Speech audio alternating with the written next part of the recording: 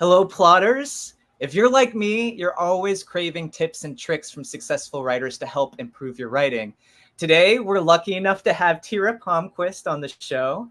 Tira's plays have premiered at Boston Court Pasadena, the Lower Depths Theater, the Denver Center, and Tesseract Theater. She's had readings at Oregon Shakespeare, right? Oregon Shakespeare? Yep. Yeah, Boise Contemporary Theater and Trinity Street Players, as well as Seven Devils Playwrights Conference, to name a few. Did I get it? You did. Yes. Yeah, she has so many that we can't name them all. Even now, that's just really impressive. Tira, so what is your first? Hi. Oh, I want to say something random about you, Tira. Do you want to talk about Okay. your name and like how it Oh, was the sure. beginning? Yeah. Yeah. So my name actually came from uh, a runestone. Well, back in the day, back when Denmark was not quite Denmark, there was a King Harold Bluetooth, and he constructed a Bluetooth. He put up a runestone in honor of you know his mother, etc. And his mother was Queen Thyra, spelled Thyra, Americanized spelling Tira. And my parents wanted to name me that, but they knew that Thyra was not going to be a very friendly spelling for Americans, so they changed it to Tira. We're I not love Danish, that. we're Scandinavian though, so there we go. I, That's where my name comes from. I freaking love that. So, Tira, what is your first tip for the plotters out there? My first tip is to be brave enough to write badly. And honestly, Yes. like the first Yes. draft has to be a vomit draft. You have to be brave Oh enough my to God, write that yes. shitty stuff first. And I think I see this a lot in my own students, that they're so concerned with perfection and doing the right thing that they're just paralyzed because they they're not brave enough to fail. So Mhm. they end up failing because, well, failing, like not getting an F, but they end up not being able to do the thing that they wanted to do because they're so bound up and so nervous and so tight. And it's sort of like being an athlete. If you're really tight as an athlete, you can't perform whatever sporting event you're doing, right? You have to be flexible, you have to be relaxed. And so that really does mean that first draft where you get it all down on the page, you've just got to write that shitty draft. So Tira, you that's gave my me first. goosebumps. You definitely gave me goosebumps. Just because I am reading Psycho Cybernetics, it's like a self-help book, and he talks about how uh, when the wheel starts turning, you're no longer allowed to have like tension in your body. The tension is for Yes. preparation, like studying, getting all the facts right, and then you have to let it go. So it's like, oh Yes. my gosh, it's like Tira knew I was writing it just the way you worded it. It's amazing. Yeah. Amazing. And I've heard that advice from a lot of people, and let me tell you, there's a real truth to it. So that's my first tip.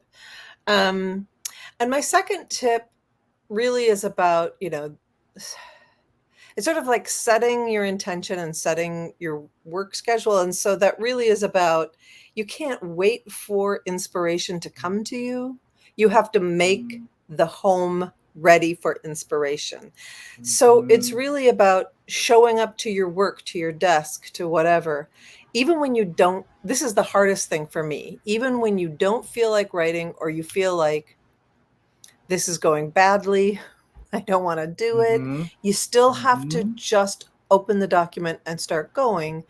Because when you do that, when you're brave enough to write, even when you don't feel like it, though, that's when the real productive work can happen, because you're sort of making the house ready for inspiration to come to you. And you can't be waiting for those flashes of brilliance, that muse to visit you. The muse will come when you've made it possible for the muse to come. So, yeah. Yes. Um, So have you heard of Neil Gaiman's like experiment with the motivation? Have you Oh heard no. about that? Yeah, so he did a thing. I think it was Neil Gaiman, but he was like the motivation versus not motivated. So he would write like when he was motivated, and he just like do the discipline thing too. And he could not notice a difference between either writing later on. He's like, I don't know if I wrote this from motivation or if this was like a habit. Right. And I've also had where I'm like, oh, I just felt it. You know, it was there. I felt so motivated. This was so good. And Right. then I was like, this was crap. I'm probably going to erase this. Going with your ugly Right. draft, right? I'm like, yeah, that was crap. And then I look back and I'm like, holy crap, it was completely reverse. The stuff Right. that was hurting me to get out was really good. And the stuff I thought was brilliant, I'm never going to show anybody ever. Yeah. Like, Yeah. so you It's don't really know. interesting how that works. And also it's about, that we're not always our best editors, nor are we're so hard on ourselves, right? I We mean, it's really are. and so it's there are times when it's like you can't be your own judge of your own work. And this is another thing I tell my students. It's like they'll say, it's not ready to be turned in. I'm like, I don't care. Turn it in anyway, right? I literally don't care if you think it's done. I don't care if you think it's bad. I would like to see it, please. Mm-hmm. Let me see the baby. So they're forced to, and often it's like, no, this was really good. You thought it was bad because you were all in your own head, right? So don't believe yourself. You're such a good teacher that you're not only trying to get good work out of them, but you're also like making it so that they have to turn things in a place where they're not comfortable, so that they realize it was already good. Right. And I think that's really helpful. I don't like to think of myself as being in a position of judgment over their work. I'm there to be the facilitator of their work, right? And I think that if we can think about those terms for your own work, you have to be a facilitator of it. And that means making those, setting the table for your work, making the room ready, making your brain ready. And that sometimes that means literally having to say out loud to yourself, quit messing around, just do it. Of course it's going to be bad. Who cares? Just write. So just right. yeah. And then when it gets flowing, oftentimes it's not even a thing. Right. It's not even exactly. a thing. Once you're in that zone, however you want to define what it means being in the zone. But I think part of being in the zone is letting all of those external or internal judgments or tensions fall away, right? So that you're just there focusing on the work. You're breathing in that moment. You're, be here now, be in the space, be with the work. You're calming me down, Tira. I feel more relaxed. I feel like we're doing a meditation thing. But I think that it has to be a kind of meditative act of writing, right?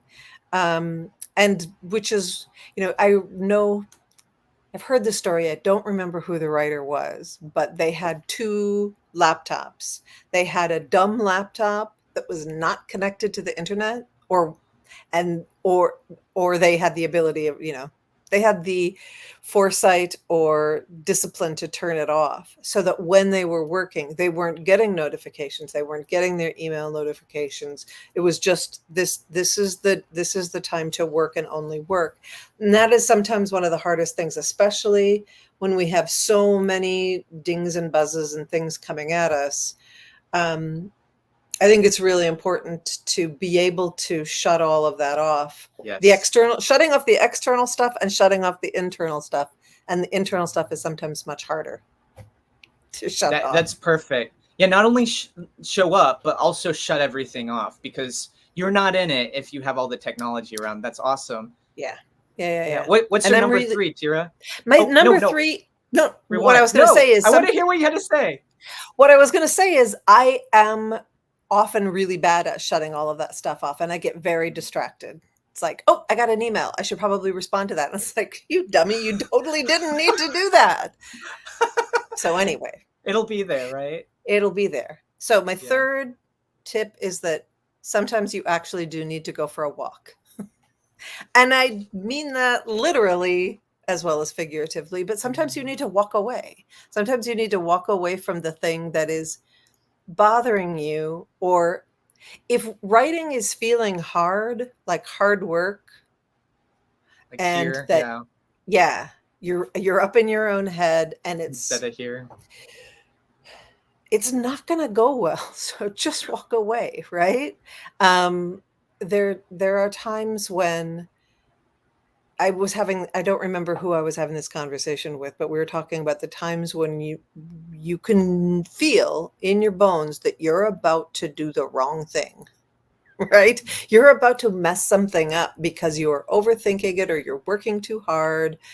Um, and in those moments, I've tried to be better about recognizing those moments and just saying, okay, I need to take a breath, whether it is literally going for a walk or going and getting a drink of water or talking to somebody about what I'm doing, rather than, pulling out that Jenga block that's going to make the whole tower fall down, right?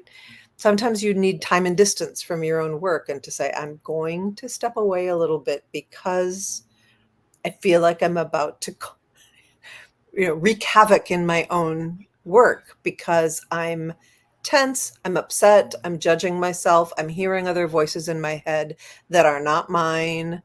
And this is not a good place to be. So, yeah, when you feel that, it's really important to step away, to walk away. And tell me if I'm wrong, but it's like you have like a grip like this when you're writing and you feel it on the inside, right? And it's just Hmm. when you say take a walk, you're just doing something that allows you to surrender and let it go and let your Absolutely. subconscious do the work for you, Yeah, right? absolutely. Yep. Relax. Yep. Just relax. Just walk away. It'll be there in a minute, but you're not going to do yourself any favors by, knuckling under and, nose to the grindstoning your way through a terrible, terrible revision, right? Just don't do it. Don't do it. It's that's so great, and I'm gonna remember that too, because like it's something that you know until you're there, and you're like, but I can get away with this, right? I know that's not gonna work for me, but yet I Yeah. still try, right? Yeah. You just gotta let It's go. hard. Hmm. Yeah. Well, Tira, There thank you you go. so much. You're These were welcome. so. I you should do SMR. Is it SMR? Like you're just so relaxing. I am so glad to know that. I No, just I feel really more am. I'm very relaxed. nervous about my own voice and being on this camera, and so knowing that it's relaxing and not annoying is Yeah. Yeah, no, lovely. there were a few times where I was just like, I feel much more relaxed. So that's awesome. Hooray! All right, plotters. Well, we have some awesome plotting success guests planned. So to make sure that you do not miss out, make sure to tap subscribe on the Plotting Success channel and like us so YouTube knows we're creating content that you want to see more of. Tira, where can we find you?